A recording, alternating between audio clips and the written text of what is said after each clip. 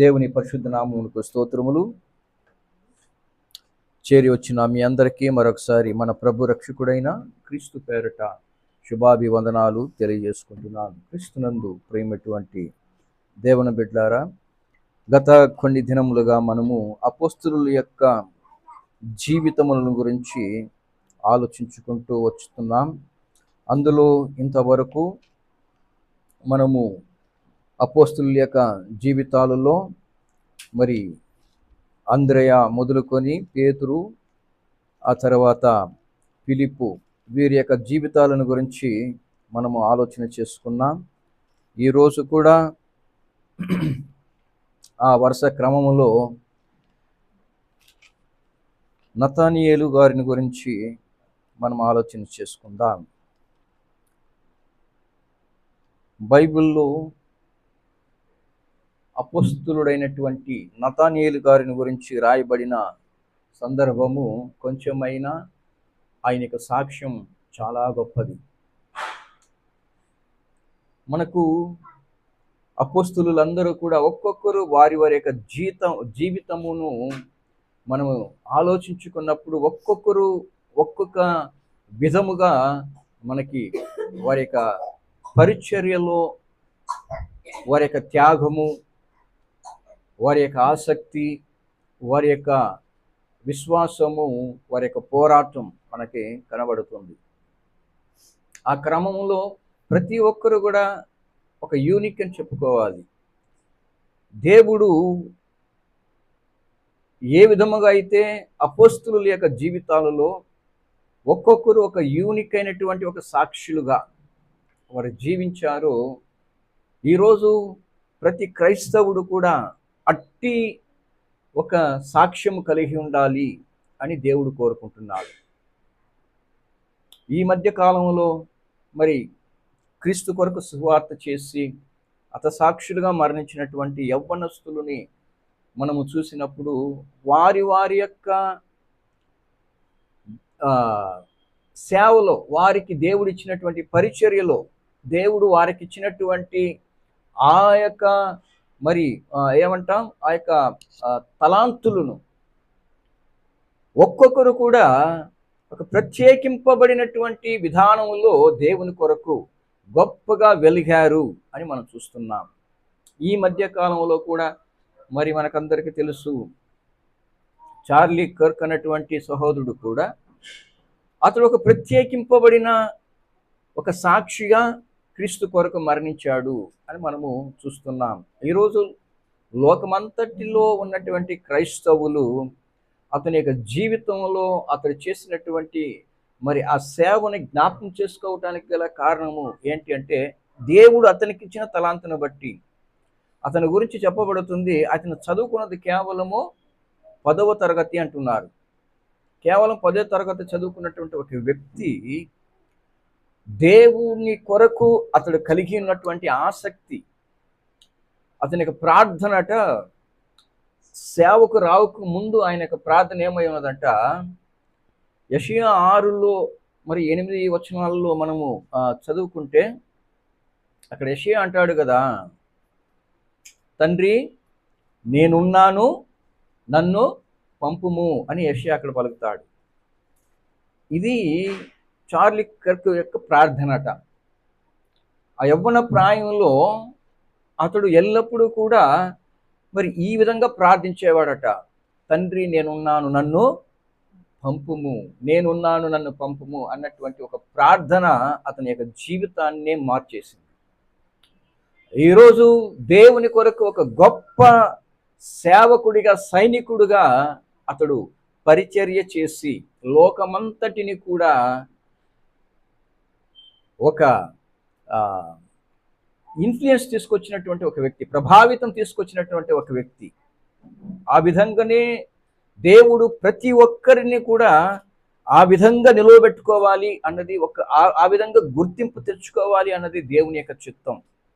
అలాగే మనం అపోస్తలుల యొక్క జీవితాల గురించి మనం చూస్తున్నాం. ఒక్కొక్కరు కూడా వారికి ఇవ్వబడినటువంటి సేవలో వారు ఒక ప్రత్యేకించబడినటువంటి ఒక గుర్తింపును పొందుకున్నారు. ఈరోజు మనము కూడా వారి జీవితాలని ఆలోచించటం ద్వారా మనము అటువంటి ఒక గుర్తింపును కలిగి ఉండటానికి మన ప్రార్థనగా ఉండాలి. అది మన జీవితంలో ఒక ప్రార్థనగా ఉంటే ఖచ్చితంగా దేవుడు ఆశగల ప్రతి ప్రాణమును తృప్తిపరిచేవాడై ఉన్నాడు. ఈరోజు మరి అపోస్తలుడైనటువంటి నతనయేలుని గురించి మనము ధ్యానించబోతున్నాం. నతనయేలు గారి యొక్క చరిత్ర మనకు ఎక్కువగా లేఖనములో లిఖించబడకపోయినను అతని యొక్క కీర్తి మాత్రం చాలా గొప్పది అన్న సంగతి ఈరోజు మనం తెలుసుకోబోతున్నాం. ఈ నతనయేలుకి 2 పేర్లు ఉన్నాయి. మత్తయి, మార్కు, లూకా గారు ఇతని గురించి బర్తలోమయి అని వారు మరి రాశారు.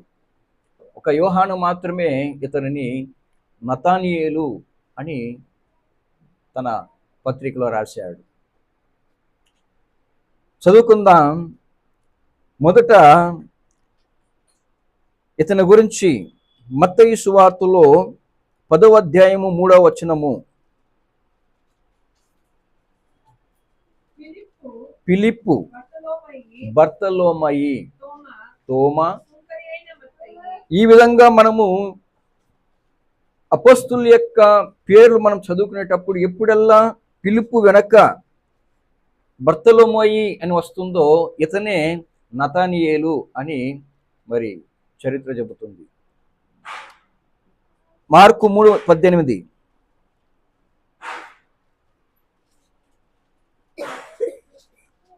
మార్కు సువార్త 3:18. ఫిలిప్పు, బర్తలోమయి. అలాగే లూకా 6:14.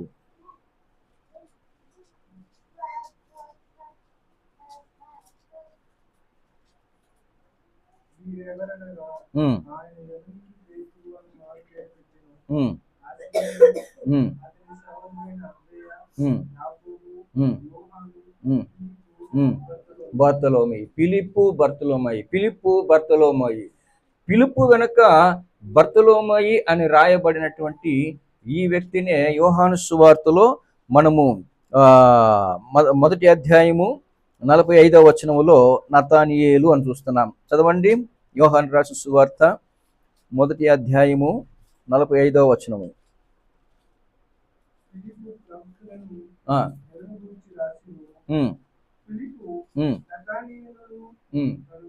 చాలు. ఫిలిప్పు నతనయేలును కనుగొని అంటే ఈ నతనయేలు 3 పత్రికలలో మొదట చదువుకున్న 3 పత్రికలలో బర్తలోమయి అని రాయబడుతుంది. యోహాను గారు మరి అతని పేరుని నతనయేలు అని కూడా ఇక్కడ మనకి పరిచయం చేస్తున్నాడు. అప్పుడు నతనయేలుకి 2 పేర్లు ఉన్నాయి. మనకందరికీ తెలుసు, యూదులలో ఒక్కొక్కరికి 2 పేర్లు ఉంటాయి అని. ఒక సీమోను అనబడినటువంటి పేతురుకు కూడా 2 పేర్లు ఉన్నాయి అని మనం చూస్తున్నాం. సీమోను తండ్రి అయినటువంటి యోనా, ఆయనకు కూడా మరొక పేరు ఉంది, ఏమని? యోహాను అని.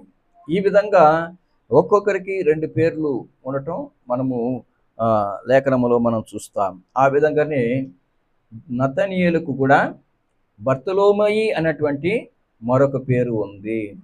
బర్తలోమయి అన్నటువంటి ఈ మాటకు అర్థము బర్ అంటే కుమారుడు, తొలమయి అంటే అతని తండ్రి పేరు. తొలమయి యొక్క కుమారుడే ఈ బర్తలోమయి లేదంటే నతనయేలు. బర్తలోమయి అనగా ఏంటి? బర్ యోనా అంటే యోనా కుమారుడైన సీమోను. అలాగే బర్తలోమయి అనగా తొలమయి యొక్క కుమారుడు అని అర్థం. నతనయేలు అన్నటువంటి పేరుకు అర్థం ఏంటంటే దేవుని బహుమానము, గిఫ్ట్ ఆఫ్ గాడ్ అన్నది నతనయేలుకు అర్థం. ఈ నతానియేలు ఏ ఊరికి చెందినవాడు అంటే కానా అనబడినటువంటి ఊరికి చెందినవాడు. ఈ కానా ఊరిని గురించి మనకందరికీ పరిచయమైనటువంటి ఒక ఊరే. ఏంటి? యేసు ప్రభువు ఆయన నీళ్లను ద్రాక్షారసముగా మార్చినటువంటి ఒక పట్టణం. ఆ ఊర్లో జన్మించిన వాడే ఈ నతానియేలు. ఈ నతానియేలు యొక్క మొదటి పరిచయం మనం చదువుకున్నటువంటి యోహాను సువార్త మొదటి అధ్యాయము 45వ వచనంలో మనం చూస్తాం. అక్కడ యేసు ప్రభువుని మెస్సీగా గుర్తించినటువంటి ఫిలిప్పు ఈ వార్తను తన స్నేహితుడైనటువంటి నతానియేలుకి వెళ్ళి ప్రకటించినప్పుడు నతానియేలు ఫిలిప్పు చెప్పిన వెంటనే అతడు నమ్మలేదు అన్నది మనకు అక్కడ ఆ మాటను బట్టి అర్థమవుతుంది. చదవండి ఒకసారి.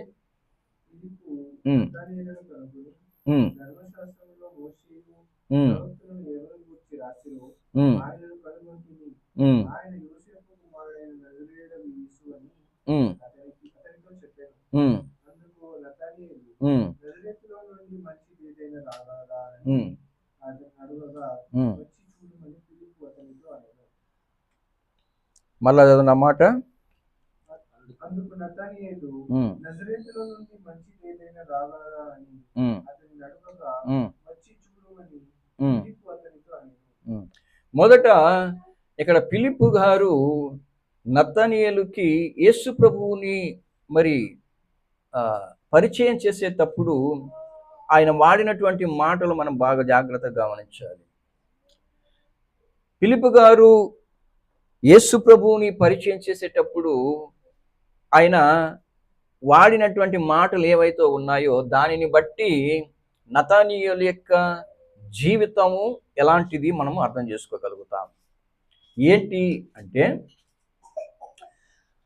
ఫిలిప్పు అంటాడు, ధర్మశాస్త్రములలో మోషేయు ప్రవక్తులను ఎవరిని గూర్చి రాసిరో ఆయనను కనుగొంటిమి అంటాడు. ధర్మశాస్త్రములలో మోషేయు ప్రవక్తులలో ఎవరిని గూర్చి రాసిరో అంటాడు. అప్పుడు నతానియేలు ఒక భక్తిపరుడు అన్నది మనకి అర్థమవుతుంది.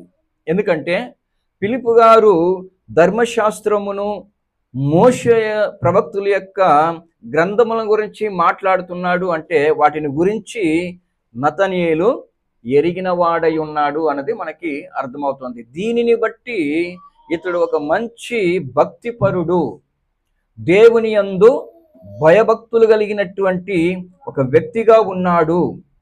అంత మాత్రమే కాకుండా అతడు ఎవరి కొరకు ఎదురు చూస్తున్నాడు?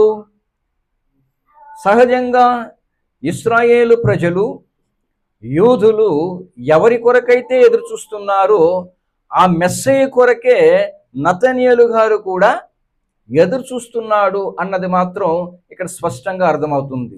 అంటే వారు లేఖనాలలో చెప్పబడినటువంటి వాగ్దానములను నమ్మిన వారు, ప్రవచన వాక్యములను విశ్వసించి మరి మెస్సియ కొరకు భయభక్తితో ఎదురు చూస్తున్నటువంటి వ్యక్తులుగా ఉన్నారు అన్నది మనకు అర్థమవుతుంది. మనము ఇంతకు ముందే చూసుకున్నాం, లేఖనంలో ఎంతో మంది ఆ రోజుల్లో ఎదురు చూస్తున్నారు. ఎవరి కొరకు? మెస్సయ్య కొరకు. 80 సంవత్సరాలు దాటినటువంటి పెనియేలు కుమార్తె అయినటువంటి హన్నా కూడా మెస్సయ్య వస్తాడన్నటువంటి ఉద్దేశంతోనే ఆమె ఏం చేస్తుంది? స్త్రీలను సమకూర్చుకొని దేవునిని ప్రతిరోజు కూడా ఏం చేస్తుంది? స్తుతిస్తూ ఉంది అని మనము అదే లూకా రాసిన సువార్తలో ఆమెను గురించి మనం చదువుకుంటాం. యోహాను బాప్తిస్మం ఇచ్చు యోహాను గారి యొక్క తండ్రి అయినటువంటి జకరియా కూడా ఏం చేసేవాడు?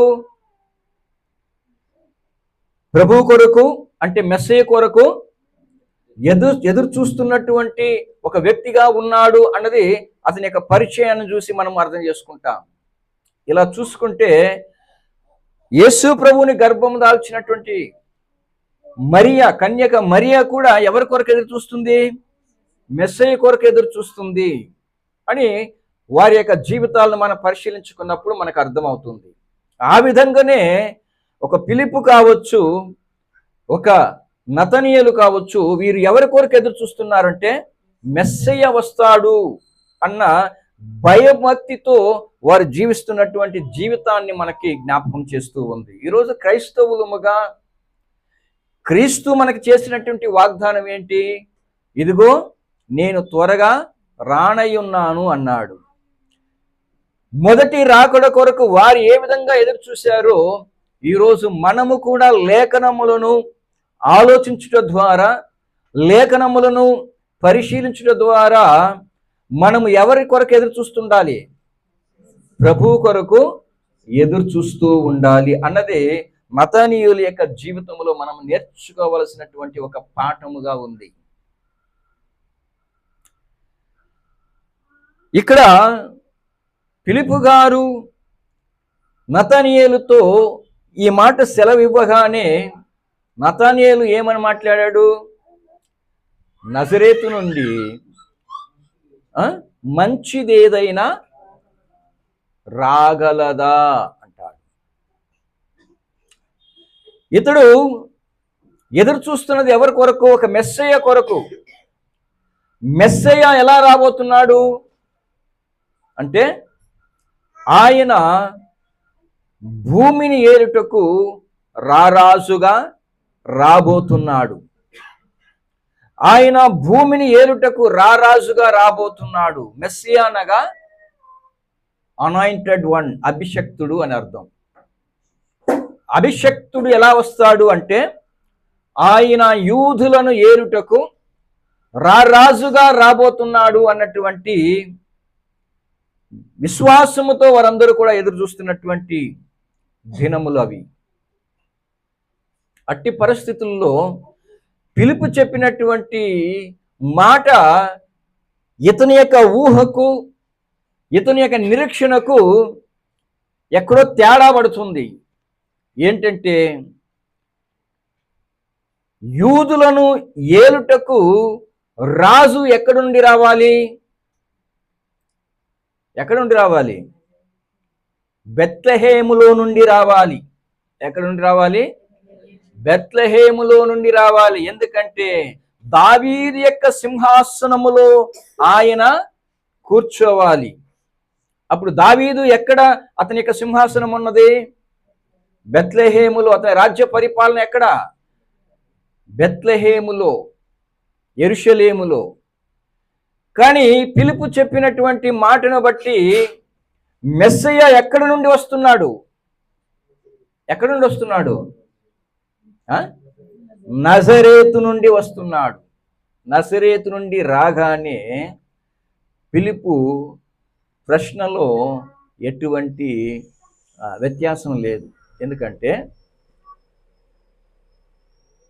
యూదులను ఏలుబోయే రాజు ఆయన యెరూషలేములో నుండి రావాలి, బెత్లెహేములో నుండి రావాలి. కానీ ఇది ఏంటి? నజరేతు నుండి వస్తున్నాడు అంటే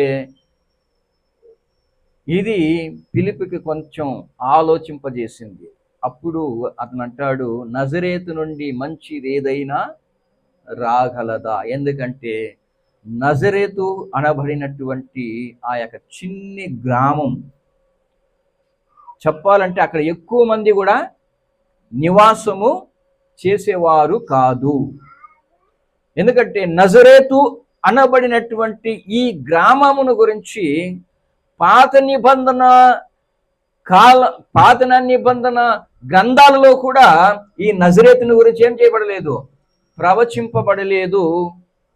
నజరేతు గురించి మరి పాత నిబంధనల్లో ఎక్కడ కూడా చెప్పబడలేదు. బాగా గమనించాలి. ఫిలిప్పు గారు ఏమని చెప్పారు?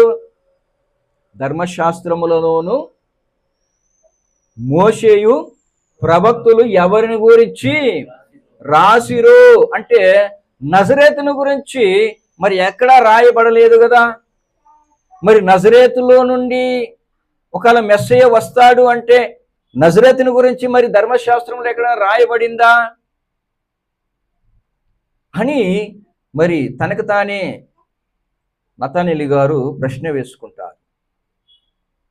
వాస్తవమే కదా, నజరేతు అనబడిన ఆ యొక్క గ్రామానికి ఒక గుర్తింపు లేనటువంటి ఒక గ్రామం.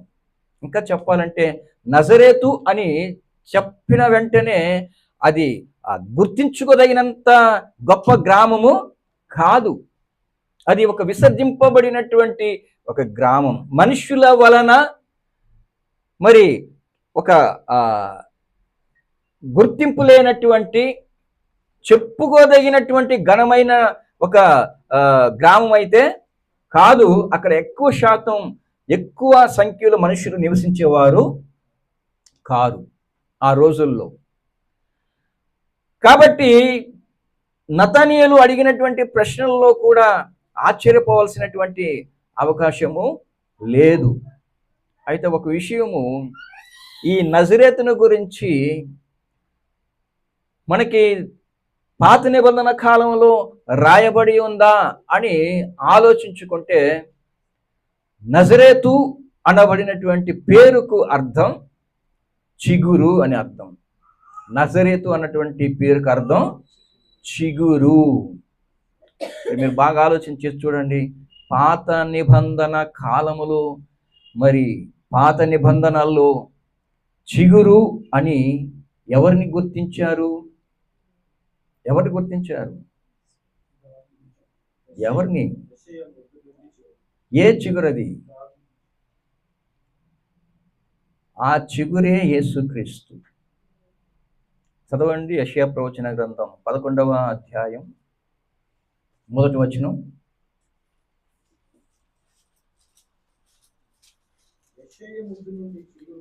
యెషయి మొద్దు నుండి చిగురు పుట్టును.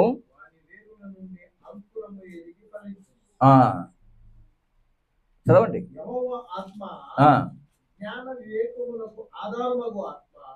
ఆలోచన బలములకు ఆధారమగు ఆత్మ, తెలివిని యెహోవా ఎడల భయభక్తులను పుట్టించు ఆత్మ అతని మీద నిలుచును. ఆమేన్. ఎవరిని గురించి మాట్లాడుతున్నాడు ఇక్కడ పరిశుద్ధాత్మ దేవుడు అంటే యేసుక్రీస్తుల వారిని గురించి.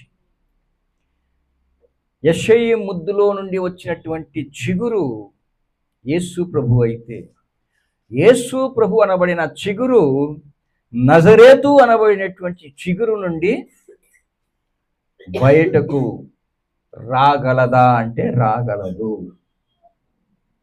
ఎందుకంటే ఈ చిగురుకును ఆ చిగురుకును సంబంధం ఉంది. కాబట్టి మనము ఈ చిగురును గురించి ఆలోచించుకున్నప్పుడు మనుష్యుల దృష్టిలో అది విసర్జింపబడినదైనప్పటికీ, ఎన్నిక లేనిదిగా ఉన్నప్పటికీ, ఈ చిగురు ఆయన వలన గొప్ప మ్రానుగా ప్రతి ఒక్కరు కూడా భుజించటానికి ఫలములిచ్చే చెట్టుగా మార్చటానికి దేవుడు సమర్థుడు. పౌలు అంటాడు కదా, ఎందుకు పనికిరాని వారైనటువంటి వారిని దేవుడు ఎన్నికగా చేయగలిగాడు. చదువుకుందాం ఆ మాట. కొరింథీయులకు రాసిన పత్రిక, కొరింథీ పత్రిక, కొరింథీ మొదటి పత్రిక అధ్యాయము, కొరింథీయులకు రాసిన మొదటి పత్రిక మొదటి అధ్యాయము 29వ వచనం చూడండి. లోకములో నుండి వెర్రివారిని దేవుడు ఏర్పరచుకొని ఉన్నాడు, బలవంతులైన వారిని సిగ్గుపరచుటకు లోకములో బలహీనులైన వారిని దేవుడు ఏర్పరచుకొని ఉన్నాడు, ఎన్నికైన వారిని వ్యర్థము చేయుటకు లోకములో నీచులైన వారిని, తృణీకరింపబడిన వారిని, ఎన్నిక లేని వారిని దేవుడు ఏర్పరచుకొని ఉన్నాడు. ఎవరిని ఏర్పరచుకున్నాడట? లోకములో తృణీకరింపబడిన వారిని, ఎన్నిక లేని వారిని దేవుడు ఏర్పరచుకున్నాడు. ఒకప్పుడు ఎన్నిక లేనటువంటి ఈ నజరేతు క్రీస్తు రాకడ వలన అది ఒక గొప్ప, ఈరోజు మనమందరము కూడా నజరేతును గురించి జ్ఞాపకము చేసుకోవటానికి క్రీస్తు యొక్క రాకడ ఆ పట్టణము, ఆ యొక్క గ్రామముల నుండి రావటం అన్నది ఎంత ఒక గొప్ప సాక్ష్యం. ఈరోజు ఒకప్పుడు నజరేతులో నుండి మంచిది ఒకటి రాగలదా అన్నటువంటి ప్రశ్నతో ఉన్నటువంటి ఆ యొక్క గ్రామానికి క్రీస్తు యొక్క రాకడ ఎంత ఒక గొప్ప గుర్తింపుని తీసుకొచ్చింది అంటే, మనుషుల వలన విసర్జింపబడిన ఆ యొక్క గ్రామము క్రీస్తును బట్టి ఏం చేయబడింది? గుర్తింపు పొందుకున్నది అని చూస్తున్నాం. అంతేకాదు, ఏ విధంగా అయితే నజరేతు అనబడినటువంటి చిగురుని మనుషులు విసర్జించారో, రక్షకుడు అనబడినటువంటి క్రీస్తు అయిన చిగురుని కూడా మనుషులు ఏం చేశారంట? విసర్జించారు అని మనకి యెషయా మనకి తెలియజేస్తాడు. 53వ అధ్యాయం 3వ వచనం చదవండి ఒకసారి. 53:3.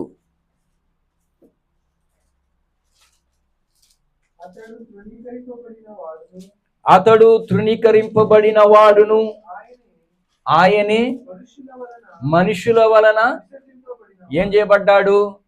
విసర్జింపబడ్డాడు. ఏ విధంగా అయితే నజరేతు అనబడినటువంటి గ్రామము విసర్జింపబడినదై, తృణీకరింపబడినదై, ఎన్నిక లేనిదై విసర్జింపబడిందో, ఆ విధంగానే ప్రభువు కూడా ఏం చేయబడ్డాడు? తృణీకరింపబడి మనుషుల వలన విసర్జింపబడిన వాడై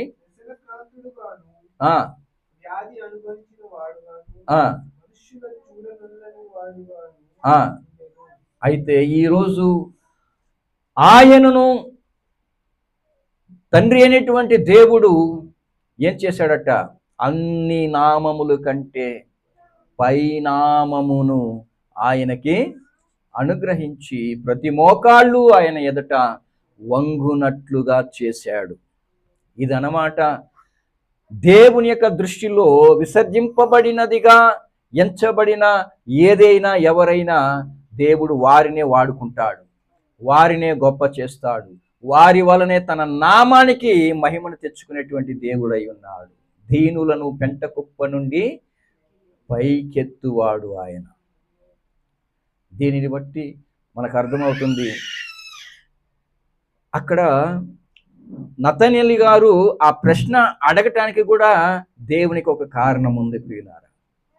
ఈరోజు ఫిలిప్పు ఆ నజరేతును గురించి ప్రశ్న అడగకపోతే నజరేతును గురించి మనం ఆలోచించముగా, నజరేతును గురించి మనం పట్టించుకోముగా. అందుకే నజరేతు ఒక విసర్జింపబడిన, తృణీకరింపబడిన ఒక గ్రామము అని గుర్తించడానికి ఆ రోజుల్లో యేసు ప్రభువును కూడా పరిసయ్యులు ఆయనని నజరేయుడైన యేసు అని గుర్తించారు. కారణం ఏంటి? ఆయన గౌరవించాలని కాదు, ఆయనని హీనంగా ఆయనని గుర్తించాలి. ఆయన నజరేతులో నుండి వచ్చాడు కాబట్టి, నజరేతులో నుండి ఏదైనా మంచిది రాగలదా అంటే ఆ గ్రామానికి అంత మంచి గుర్తింపు లేదు అన్నది అర్థమవుతుంది. అంటే మనుషులను కూడా ఆ రోజుల్లో నజరేతు వాళ్ళు అంటే అది ఒక కేవలముగా చిన్న చూపు చూసేటువంటి ఒక పరిస్థితి. అందుకే యేసు ప్రభువును కూడా ఆ విధంగానే గుర్తించింది ఈ సమాజం. యేసు ప్రభువును కూడా ఆ విధంగా గుర్తించింది. యేసు ప్రభువును మాత్రమే కాదు, పౌలును కూడా ఆ విధంగానే మరి ఈ సమాజం గుర్తించింది. ఆ నజరేయుల గుంపుకు చెందినవాడు అని పౌలును కూడా గుర్తించారు. కారణం ఏంటంటే నజరేతు అనబడింది ఒక మనుషుల దృష్టిలో తృణీకరింపబడిన ఒక గ్రామము. అందుకే నతనేలు అడుగుతున్నాడు, నజరేతు నుండి మంచిది ఏదైనా రాగలదా అంటే అప్పుడు ఫిలిప్పు అంటాడు, వచ్చి చూడు, రాగలదో లేదో నీవు తెలుసుకుంటావు. ఆ సమయానికి ఒకవేళ నతనయేలుకి నమ్మకము నమ్మకపోయినా తన స్నేహితుడైనటువంటి ఫిలిప్పు గారి యొక్క మాట ఏదైతే ఉందో అది నతనయేలుని అక్కడి నుండి బయలుదేర చేసింది. ప్రభువుని చూడాలన్నటువంటి ఆశ అతనిలో కలిగింది. ఎందుకంటే ఎవరికైనా కూడా ఒక ఆశ ఉంటుంది కదండి. దేని కొరకైతే మనం ఎదురు చూస్తున్నామో అది మనకి దొరకబోతుంది అని ఒకరు చెప్పగానే అది ఏ విధంగా వస్తే ఏంటి, అది మనకి దొరికితే చాలు అన్నట్టుగా మనం కూడా ఏం చేస్తాం, చూడాలన్నటువంటి ఆశతో బయలుదేరుతాం. ఆ విధంగానే నతనయేలు కూడా ఫిలిప్పు గారి యొక్క మాటను అంగీకరించి అక్కడి నుండి ప్రభువుని చూడటానికి వెళుతాడు. అక్కడ జరిగిన సంగతి ఏంటి చదువుకుందాం. యోహాను రాసిన సువార్తలో 1వ అధ్యాయంలో 47వ వచనం ఒకసారి చదవండి.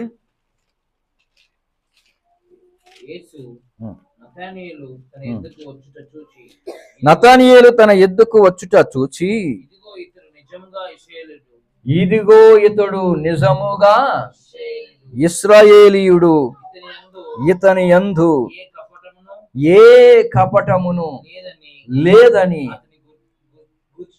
అతని గూర్చి, ఎవరిని గూర్చి, నతనయేలును గురించి ప్రభు నోట నుండి వస్తున్నటువంటి సాక్ష్యం ఏంటి అంటే, ఇదిగో ఇతడు నిజముగా ఇశ్రాయేలీయుడు, ఇతడు నిజముగా ఇశ్రాయేలీయుడు, ఇతని యందు ఏ కపటమును లేదు. అంటే ఇశ్రాయేలీయుడు అని ఆ గుర్తింపు తెచ్చుకోవాలి అంటే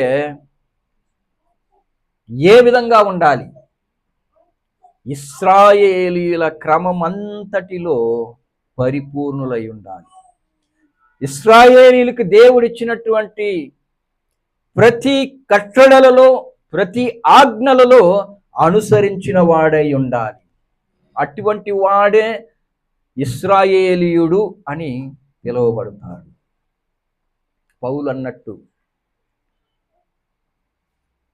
మనుష్యుల యొక్క బాహ్యమందు సున్నతి చేయబడిన వాడు ఇశ్రాయేలీయుడు కాడు, కానీ హృదయమందు సున్నతి చేయబడిన వాడే ఇశ్రాయేలీయుడు అంటాడు.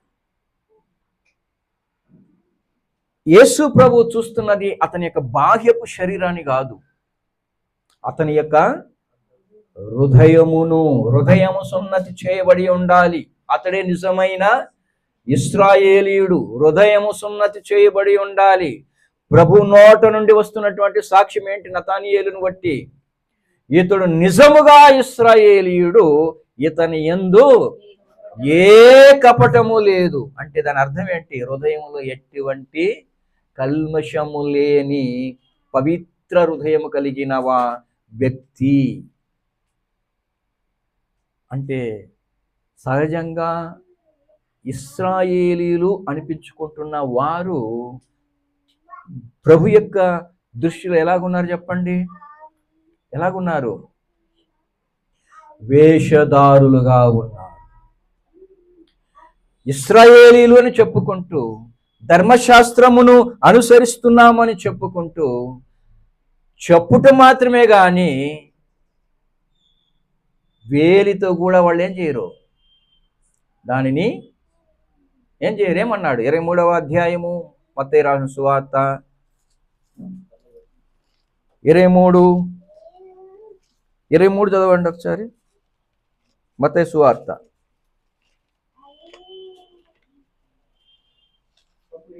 23.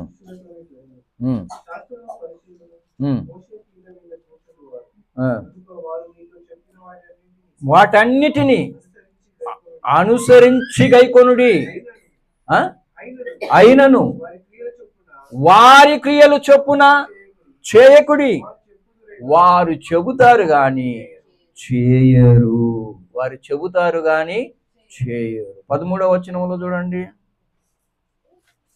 మరియు వేషధారులైన ఆ శాస్త్రులారా, పరిసయ్యులారా, ఆ మీరు మనుషుల ఎదుట ఆ పరలోక రాజ్యమును పొందుదురు. ఆ మీరు అందులో ప్రవేశింపరు. ఆ ప్రవేశించు వారిని ఆ ప్రవేశింపనీయరు. వారిని ఏమంటున్నాడు ప్రభు? వేషధారులైన అంటే హృదయములో యథార్థము లేదు. మీరు పెదవులతో నన్ను గనపరచుదురు గాని మీ హృదయము నాకు దూరముగా ఉన్నది. కానీ నతానీయేలు యొక్క జీవితమును ప్రభువు చూశాడు. అతనిలో ఏమి లేదండి? ఏమి లేదు? కపటము లేదు. ఇతడే నిజముగా ఇశ్రాయేలీయుడు. ఎందుకంటే ధర్మశాస్త్రమందు రాయబడినటువంటి కట్టడలను అనుసరిస్తూ హృదయములో ఎటువంటి కపటము లేకుండా యథార్థముగా దేవునిని ఆరాధిస్తూ వస్తున్నాడు. చూడండి ఎంత గొప్ప సాక్ష్యం అండి, ఎంత గొప్ప సాక్ష్యం. ప్రభువు తానే నతానీయేలును గురించి చెబుతున్నటువంటి సాక్ష్యం. అప్పుడు అతడు అంటాడు, చదవండి. యేసు నతానీయేలు తన యొద్దకు వచ్చుట చూచి, ఇదిగో ఇతను నిజముగా ఇశ్రాయేలీయుడు, ఇతని యందు ఏ కపటము లేదని అతని గురించి నతానీయేలును గురించి ప్రభు చెబుతున్నాడు. నన్ను నీవు ఎలాగు ఎరుగుదువు?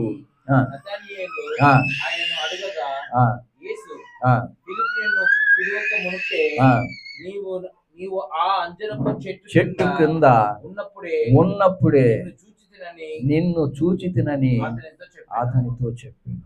చూసారా? నతానీయేలు అడుగుతున్నాడు.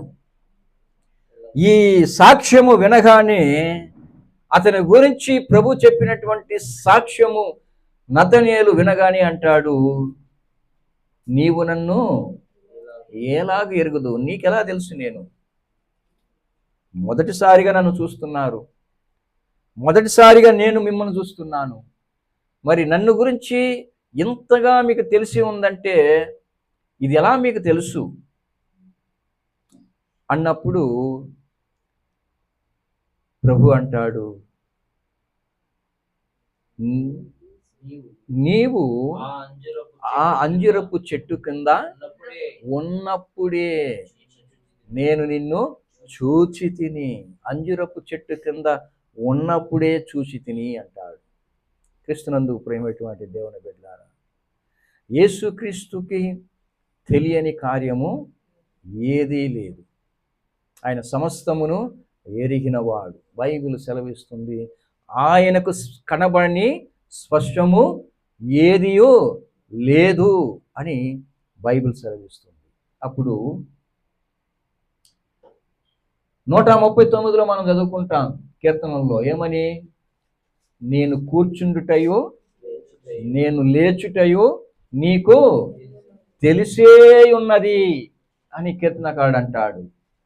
ఆయనకి మరుగైన కార్యము ఏది కూడా లేదు అన్నది మనకు అర్థం కావాలి.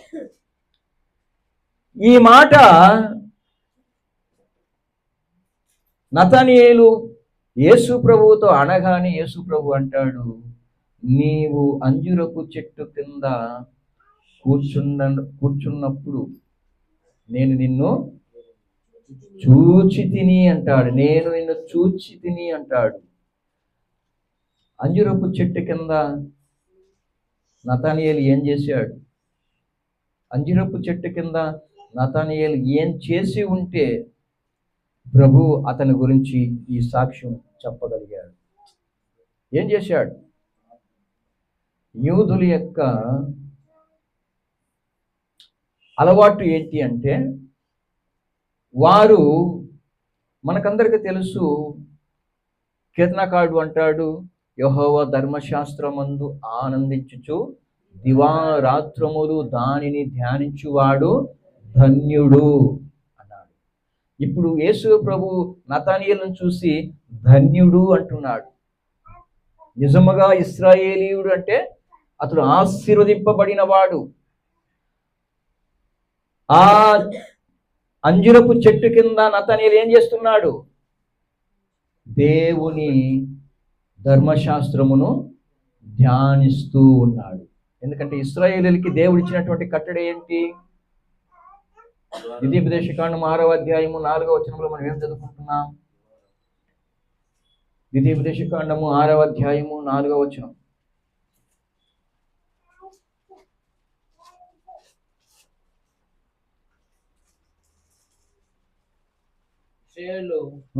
వినుము, మన దేవుడైన యెహోవా అద్వితీయుడగు యెహోవా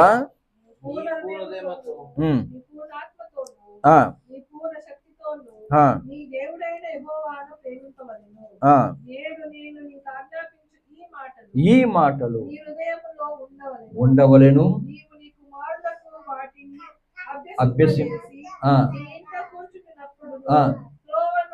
నడుచున్నప్పుడు, పండుకొన్నప్పుడు, లేచినప్పుడు వాటిని గురించి మాట్లాడవలెను.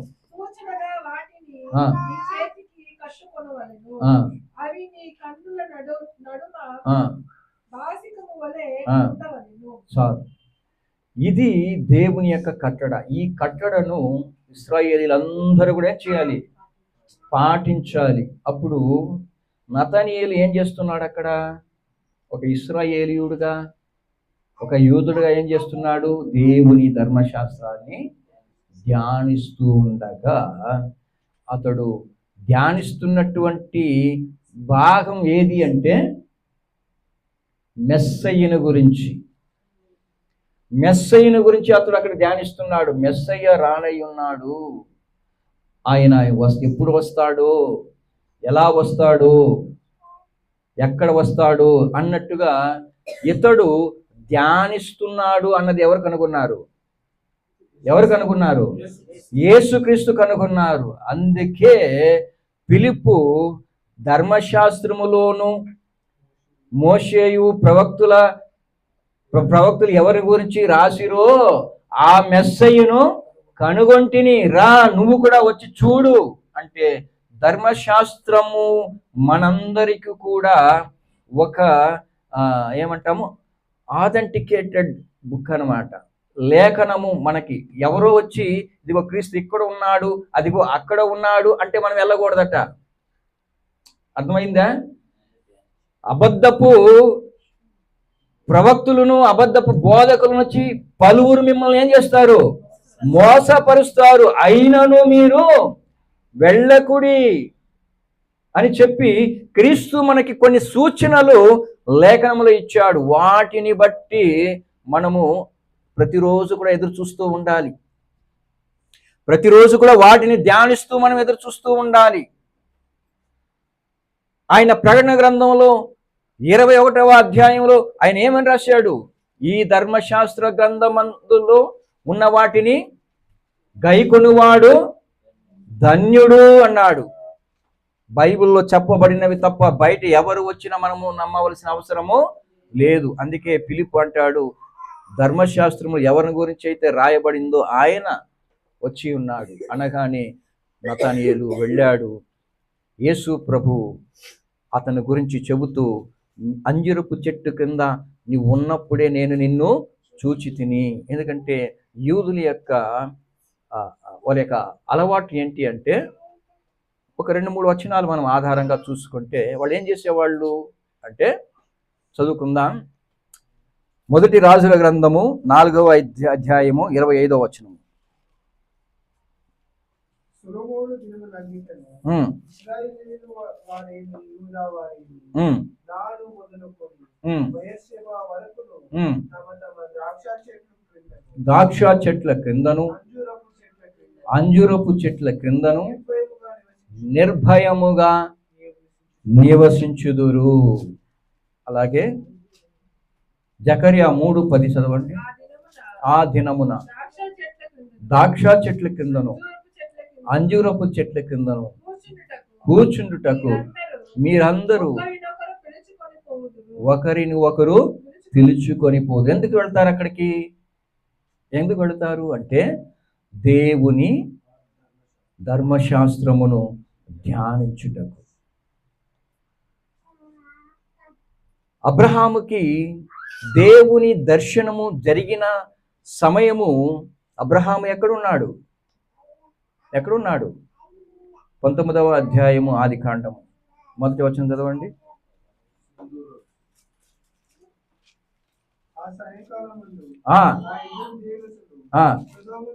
సారీ, 18వ అధ్యాయం 1వ వచనం, క్షమించాలి.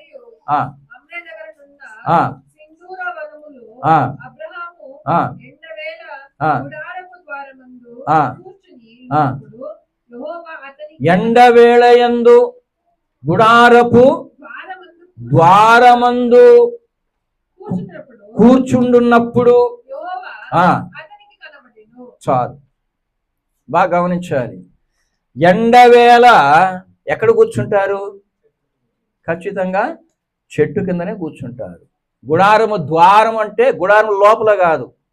ద్వారము అంటే ద్వారము దగ్గర ఏముంటది? చెట్టు ఉండాలి. ఎందుకంటే చల్లగా ఏదైనా నీడ ఉండాలి కదా. అప్పుడు అబ్రహాముని దేవుడు దర్శించినప్పుడు అబ్రహాము ఆ ఎండవేళ చెట్టు కింద ఏం చేసి ఉంటాడు? ఖచ్చితంగా దేవునిని ధ్యానించి ఉంటాడు. ఉదయమందును, మధ్యాహ్నమందును, సాయంకాలమందును నేను నిన్ను ధ్యానించెదను అని కీర్తనకాడు అంటాడు. అప్పుడు అబ్రహాం ఏం చేస్తూ ఉండాలి? ఖచ్చితంగా దేవునిని ధ్యానిస్తూ ఉండాలి. ఇస్సాకు మరి రిబ్కాను ఎదుర్కొనే ముందు అతడు ధ్యానించుచుండెను అని బైబిల్ మనకు సెలవిస్తుంది. అప్పుడు ఎక్కడ ధ్యానించి ఉంటాడు? పొలములు ఎక్కడ? చెట్టు కిందనే ధ్యానించి ఉంటాడు అన్నది మనకు అర్థమవుతుంది. ఇప్పుడు నతనీలు కూడా చెట్టు కింద ఏం చేసి ఉంటాడు? ధ్యానిస్తూ ఉండి ఉంటాడు. ఇది ప్రభువు చెప్పగానే ఇంకా వేరే ప్రశ్నే నతనీయులలో కనబడదు. ఏమంటాడు చదవండి, కొనసాగించి.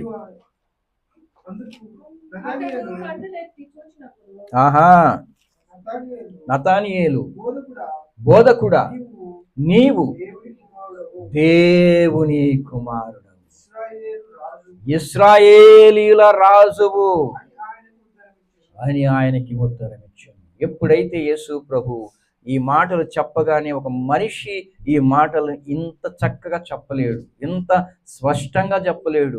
నేను చూస్తున్నవన్నీ, నా ఆలోచనలు, నా క్రియలు, సమస్తాన్ని కూడా ఎంత తేటగా చెబుతున్నాడంటే ఈయన ఖచ్చితంగా ఎవరు? దేవుని కుమారుడు, ఇశ్రాయేలీయులకు రానయ్యున్న రాజు ఈయనే అన్నటువంటి ఖచ్చితము మరి నతనీయులకి వచ్చేసింది. క్రీస్తునందు ప్రియమైనటువంటి దేవుని బిడ్డలారా, ఈరోజు ప్రభు యొక్క రాకడని మనం స్పష్టంగా అర్థం చేసుకోవాలి అంటే, ప్రభుని గురించి మనం స్పష్టంగా తెలుసుకోవాలి అంటే ఖచ్చితంగా ఆయన యొక్క మాటలను మనము ప్రతిరోజు కూడా ధ్యానిస్తూ ఉండాలి. లేకపోతే ఈ లోకంలో అనేకమైన వారు నేనే క్రీస్తునని చెప్పి మోసపరిచే అవకాశము ఉంది అన్నది మనకు అర్థం కావాలి. నతనీయేలు లేఖనములను ధ్యానిస్తున్నటువంటి క్రమములో ప్రతి విషయమును గురించి అతడు కూలంకుషంగా ఎరిగిన వాడై ఉన్నాడు. అతను ఎవరు కూడా మోసపరచడానికి అవకాశము లేదు. యేసు ప్రభు చెప్పిన మాటలలో ప్రభు ఈయనే అని కనుగొన్నాడు. నతనీయుల యొక్క సేవ, ఇతడు కూడా 12 మందిలో ఒకడుగా మరి యేసు క్రీస్తు వలన ఏర్పరచుకోబడ్డాడు అన్నది మనకు అర్థమవుతుంది. యోహాను రాసిన సువార్త 21వ అధ్యాయము 2వ వచనం ఒకసారి చూడండి.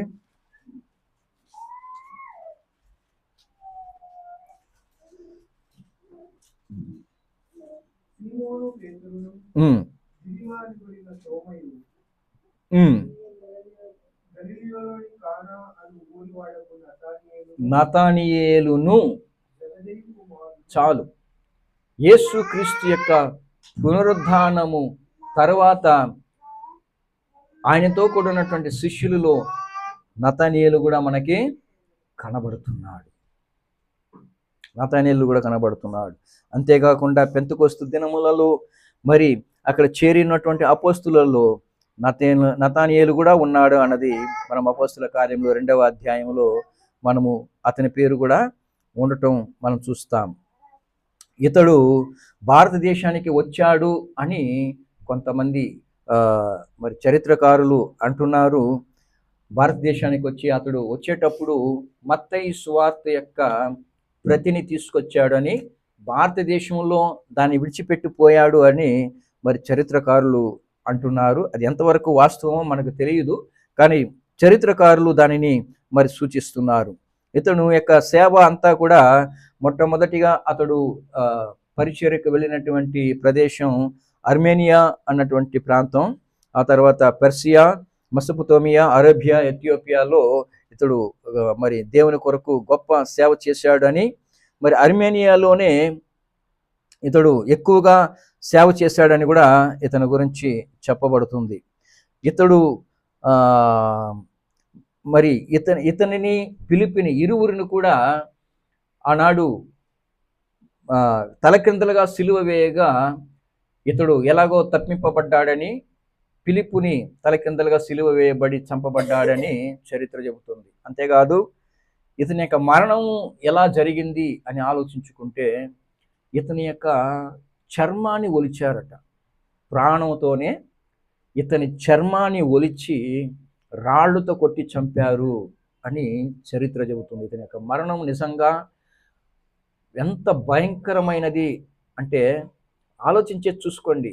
మనిషి ప్రాణంతో ఉండగానే చర్మాన్ని ఒలిస్తే అది ఎంత బాధగా ఉంటుంది, ఎంత భయంకరమైనటువంటి మరణాంధకరమైన భయాన్ని లేదంటే ఆ యొక్క నొప్పిని కలిగిస్తుంది అన్నది మనం అర్థం చేసుకోవాలి ప్రియులారా. ఈరోజు మనము అపొస్తలుల యొక్క జీవితాలని చదువుకొని మనం దాటి వెళ్ళిపోతున్నాం, కానీ ఒక్కొక్కరు కూడా దేవుని కొరకు ఎంత భయంకరమైన సేవ చేశారు అన్నది ఈ విధంగా మనం ఆలోచించడం ద్వారా మనం తెలుసుకోగలుగుతున్నాం. ఆలోచించి చూడండి, మన జీవితంలో ఇటువంటి ఒక పరిస్థితి వస్తే మనము నిజంగా నిలబడగలుగుతామా? మనం సేవ చేయగలుగుతామా? చూడండి, దేవుని సేవకుడు ఎంత ధైర్యముగా ఉంటే దేవుడు అంత గొప్పగా వాడుకుంటాడు. ఎంత ధైర్యముగా దేవుని పని చేస్తే దేవుడు అంతగా దేవుని కొరకు ఆయన పనిలో వాడుకుంటాడు అన్నదానికి వీళ్ళందరూ కూడా ఒక ఉదాహరణ.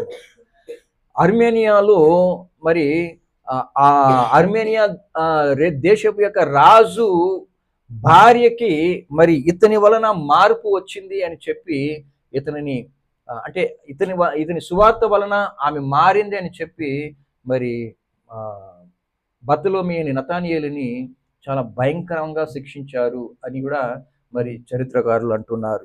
ఏదైనా నతానియేలు యొక్క జీవితం మాత్రం క్రీస్తు కొరకు గొప్పగా మరి సాక్ష్యముగా ఆయన వాడబడ్డాడు అన్నది మాత్రమే సత్యం.